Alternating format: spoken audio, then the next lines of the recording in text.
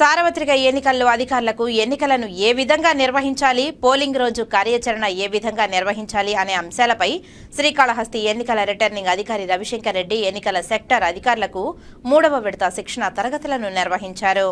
శ్రీకాళహస్తి ఎన్నికల రిటర్నింగ్ అధికారి రవిశంకర్ రెడ్డి మాట్లాడుతూ ఈ ఎన్నికల్లో కార్యాచరణ మరియు మే 13వ తేదీన పోలింగ్ నిర్వహణ ఏ విధంగా నిర్వహించాలి, కార్యాచరణ ఏ విధంగా చేపట్టాలి అనే అంశాలపై సెక్టార్ అధికారులకు దిశ నిర్దేశించే విధంగా 3వ విడత శిక్షణ తరగతులు నిర్వహిస్తున్నామని తెలియజేశారు.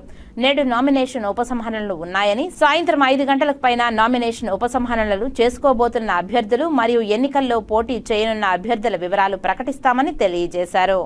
ఈరోజు 160 శ్రీకాళహస్తికి సంబంధించి సెక్టరల్ ఆఫీసర్ల ట్రైనింగ్ 3వ విడత ట్రైనింగ్ ప్రారంభించాము.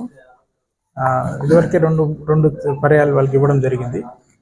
నిన్నటి వరకు నామినేషన్ స్క్రూటినీ అయిన తర్వాత ఈరోజు విత్డ్రావెల్స్ స్టార్ట్ అయ్యాయి. విత్డ్రావెల్స్తో పాటు ఒక పక్క సెక్టరల్ ఆఫీసర్ ట్రైనింగ్ కూడా పెట్టుకున్నాము.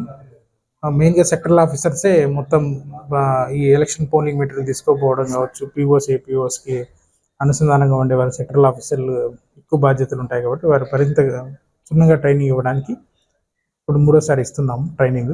అలాగే 2వ తారీఖు ఓపీఓస్ ట్రైనింగ్ నియోజకవర్గ స్థాయిలో సుమారుగా 700 మందికి మళ్ళీ ట్రైనింగ్ సెక్టరల్ ఆఫీసర్ల ద్వారా అలాగే మాస్టర్ ట్రైనర్స్ ద్వారా ఇవ్వడం జరుగుతుంది. దీనిపైన పూర్తి ఈరోజు టోటల్ ట్రైనింగ్ ఇస్తున్నాము. ఆ విషయం మీకు తెలియజేస్తున్నాము.